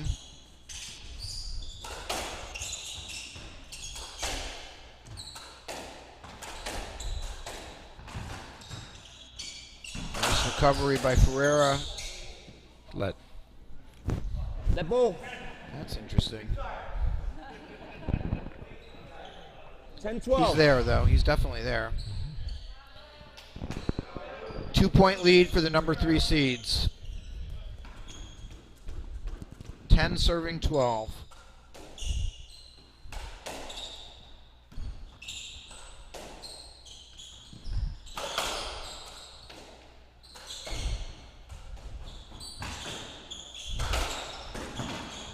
Nice recovery by Bamber.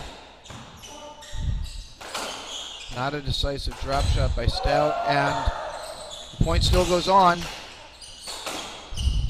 Good defense. Oh, wow. Great defensive play by both teams.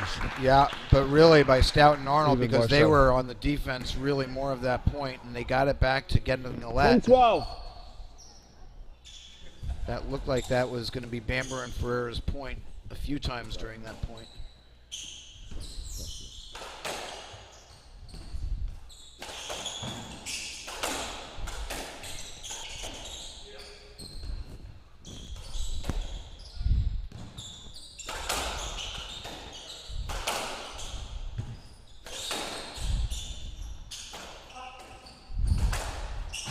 Oh, gosh, nice shot by Arnold. He thinks he didn't get it. Anyway, they got to win on this next swing. Boy, they almost got each other's way on that. 11-12. Okay, Good 1 point points. game. This is tense time here. End game of the 4th of this match.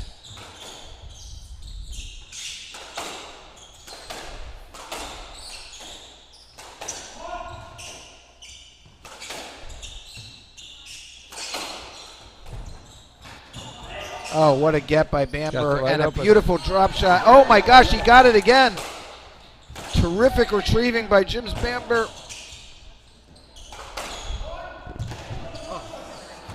And that's a great get by Arnold. Let. Oh, what a let. That's a great point. Oh. A lot of traffic out there. A lot of traffic. Both teams scrambling all over the place. That was a great all-court point. Some amazing gets by Bamber and a really terrific get by Scott Arnold, too. Running all the way back. Whew. Okay. If that's what we're going to be like for the end of this game, we're going to see some serious points here. 11 serving 12.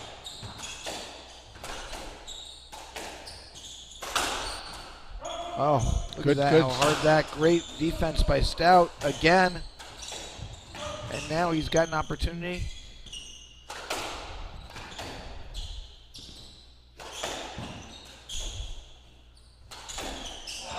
Oh, wow. What an overhead. Wow, by Stout. Look at this overhead.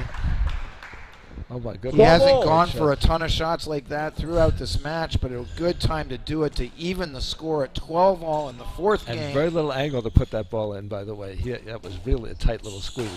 Beautiful overhead.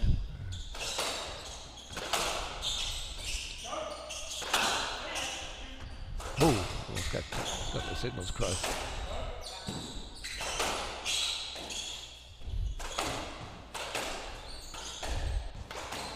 There's that reverse again, but Bamber saw it. Oh, and an error by Ferreira off the back wall. What was he trying? The roll corner. He's trying a roll corner. Yeah. 13-12. I have to say Stout was up there, though. And he's pulled that off a few times, so. Yeah, you're right. Stout was ready for that one. Okay, 13-12. The number one seeds with the 2-1 lead have moved 1 point into the lead at the end game. Ferreira keeps the point alive. Bamber keeps the point alive. Good let, good call. Good call. Yep. Okay, back to even. That's a good safety call. Right side. Yeah. Ferreira and Bamber will take that because they were really on the defense there. Yes, oh yeah, they're happy to start the point over. Okay, 13-12 again. Just to remind you, the team that has 13, if they win 2 more points, they are the champions.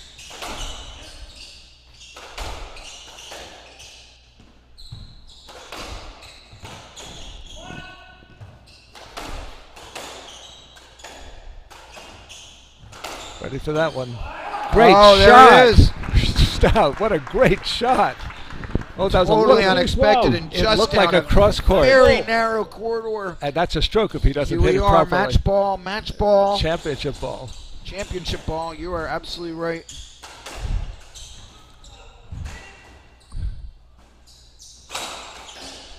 Oh! Oh my goodness. Oh, we might have gotten almost hurt. Pulled it off. Okay, but wait a sec. One out of court. Okay. He's okay. I'm worried about him. He I think, followed through into a sensitive region. Oh. No, it's behind his back. Yeah, I don't know. Exactly Coming in. Oh boy, hang on. 13-14. Oh my goodness. What happened here? He did not I think maybe it's just. I think it's just the agony of seeing the ball go. No. I think there's some physical pain here too. I don't think you're right, Rob. I think it was just mental anguish on losing that ball. He looks a little stiff to me. Looks like he's sort of flexing his back a bit. Okay. All right. So another 13-14. championship ball. 13-14. Hard serve coming up for sure. Oh. Okay, boy, don't double fault here.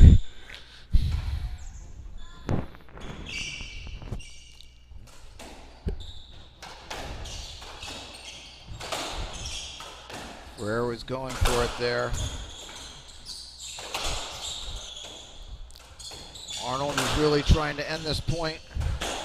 Oh, and there it is. Tinned it. In the tin. And the number one seeds are the 2022 David C. Johnson Jr. Memorial Squash Tournament champions here at the Heights Casino. Scott Arnold and James Stout have done it by winning 6-15, 15-12. I lost what the score was there, sorry. 15-12 also in the last game. I think 11 was the third game. Terrific match. Oh, Great play, great adaptation of strategy, really, by Stout and Arnold. Right. In both their last two matches. Yeah, in both their last two matches, they were on the precipice of going out of this tournament in the semifinals. They came back from 2-love down. Tonight they came back from 1-love down. 15-6 then. Yeah, I mean a decisive first game they lost tonight. Right. And they were behind 12-10 in this game. Yep. I mean, they've been coming back and just showing their fortitude. They've coped with whatever they've had to every time that they've had to do that this tournament. It's a remarkable. First of all, the semi yesterday was incredible, coming back from 2-love against that tremendous. I would say that was the match of the tournament. That was the match, but this wasn't that far behind. Yeah, this wasn't that far behind. Right. This is a great final. Right, and to have played a match like that and then getting smoked in the first game and found a way to turn this around and win the last 3 games. This is a tremendous tournament win for Stout and Arnold.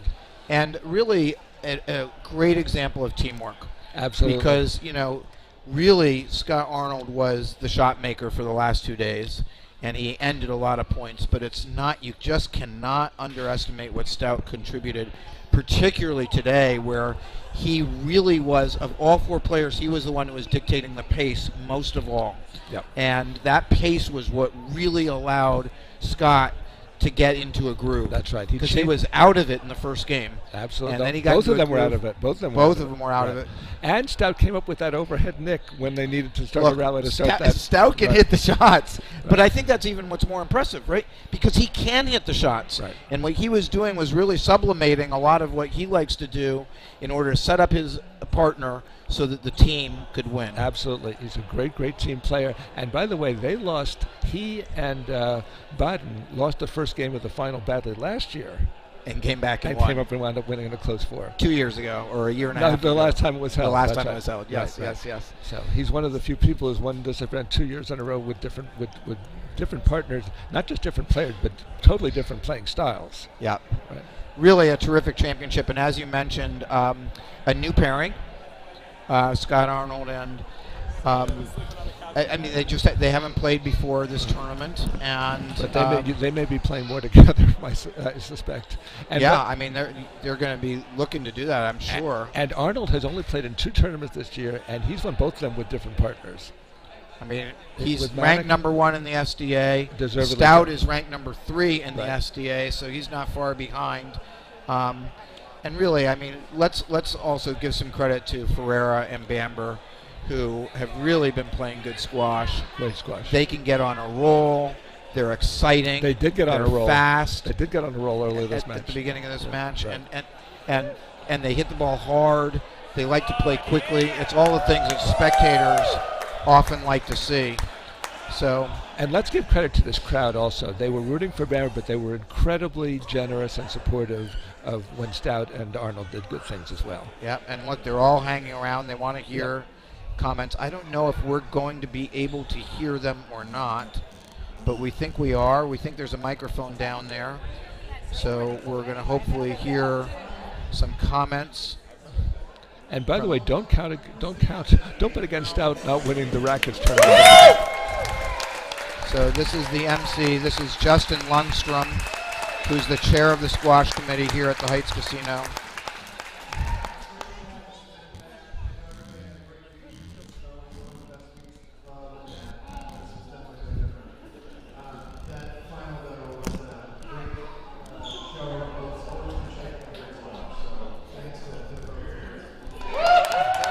He's just thanking the members for watching and thanking the players for great play.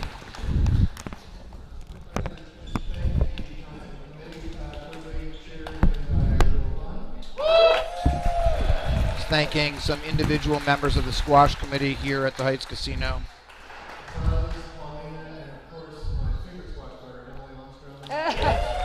Including his wife, Emily Lundstrom, who's a great doubles player. And I think she was a former chairperson of this committee, too. Just thank the general manager, Christian, of the Heights Casino for everything the Heights Casino's done. I'm going to turn it over to them in just a second. I would like to just remind everybody or put it on people's mental calendars. The Carolina Memorial Cup is typically in the fall. It's going to be the spring. It's going to be April 2024. He's mentioning the upcoming Carol Weimuller tournament, which is a Heights Casino event.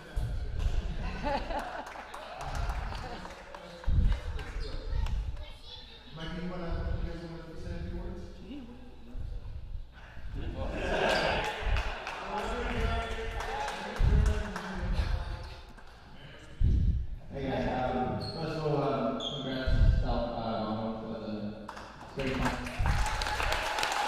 Jim Bamber thanking the opponents. I think this has been a great week. Been a lot of organized. I think the quality of the match is great. I think everyone had a great time. Thanks for all the support, buying all the tickets. It was a great week. Thank you. We thanked all the players for the quality of play and for being here this week.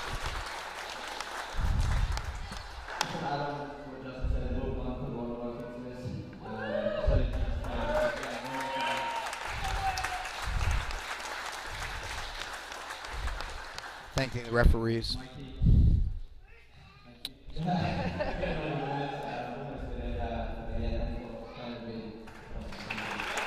Thanking his partner, Michael Ferreira, for playing with him.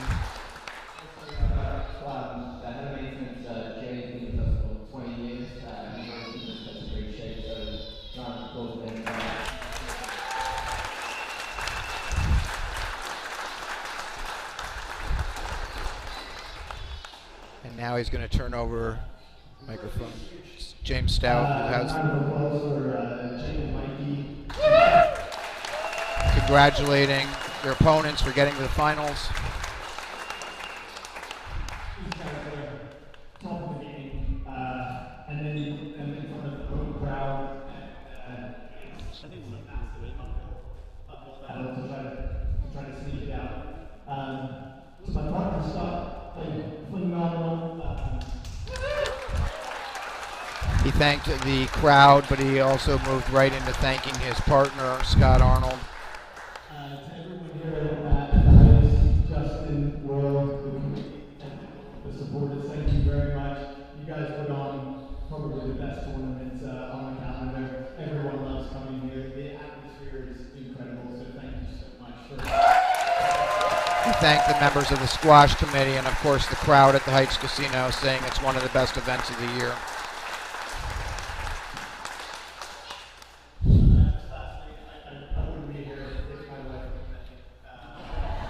He said he wouldn't be here if his wife didn't let him. And he turned it over with that to his partner, Scott Arnold. I will just add a couple of things. I do think that needs to go, when you say how big that is at gym, it's not tough running any event, let alone running an event and playing it and perform well. It might not seem a lot, there is always something pulling you away behind the scenes, whether it's small, from the start of the day to the end of the day, from 2 weeks before. So, Jim, awesome effort, mate. Thank you, Jim. He's basically saying there was a bunch of stuff that went on behind the scenes by the organizers that people don't know about, and it's hugely appreciated by the players. Thank you to all members for letting us use the court for us. And now he's thanking the members here for their support. Some of you get to enjoy and play in pride, and we do realise that you guys are giving up your soul bubbles for a few days for us to come and enjoy and play in front of you guys. So thank you to everyone. Really down to be crossing the border and playing these events again. So.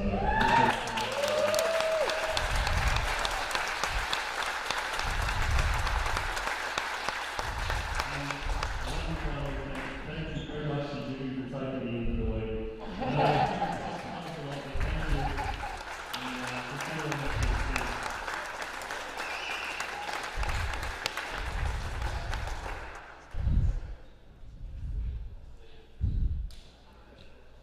All right, I think we are moving up to the awarding.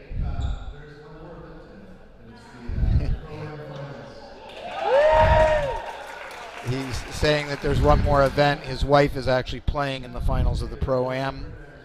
And it's got at least one of the players.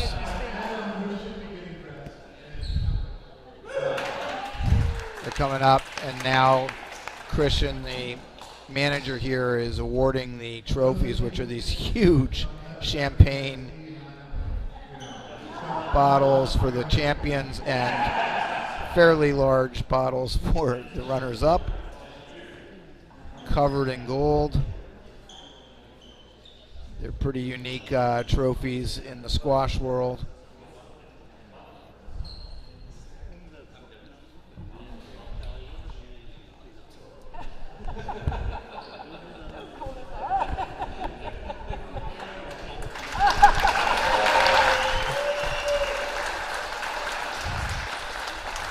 The bottles of champagne apparently light up as well, so it makes it even a little bit more fun to have on your shelf every now and then.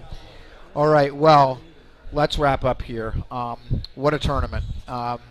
This has been the first time we've been back here in almost 2 years, and it was a reduced field because of COVID. There was no qualifying. All the matches in the first round save one were 3-love.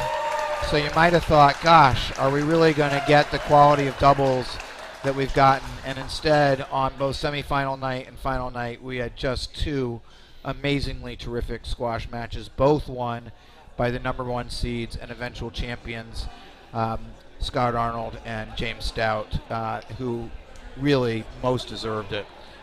Rob, thank you so much for being here. Any last comments you want to say about what you saw? Just a tremendous tournament for Scott and James Stout. Stout has now won this tournament the last 2 times it's been held with different partners. I think in each case kind of somewhat impromptu. Don't bet against him winning the doubles rackets championship that starts only 4 days from now. He's that versatile. He's that resilient. He's in that good condition. And as he showed in this event, the versatility, and maybe it's because he plays so many different racket sports so well, he's versatile within each racket sport. Yes. He's certainly versatile within the squash doubles sport. Absolutely. He's the one who had to make the adaptations for the most part, and as you said, he's the one who basically put his partner in a position to be the star because he recognized what a good short game Arnold had this weekend. It was really impressive, and really the team of Arnold and Stout deserved the title. They worked as a team, which is particularly impressive given that they're a brand new team. And they figured it out. And they were put right on their heels early in both of their last 2 matches. Both of their last matches, yep. Right. All right, well, let's say our thank yous. First, I'd like to thank our producer, Steve Lane, who's been fantastic. I'd like to thank the SDA for inviting us to be here. I'd like to thank the Heights Casino for hosting us. And like to thank all the members who have said very nice things to us. If you do like it, let people know, because we enjoy doing this, and we really appreciate all of your kind words. But this is Will Carlin signing off for Rob Dinnerman, and at the 2022 David C. Johnson Memorial Squash Tournament at the Heights Casino in Brooklyn. We will see you next year. Take care, everybody.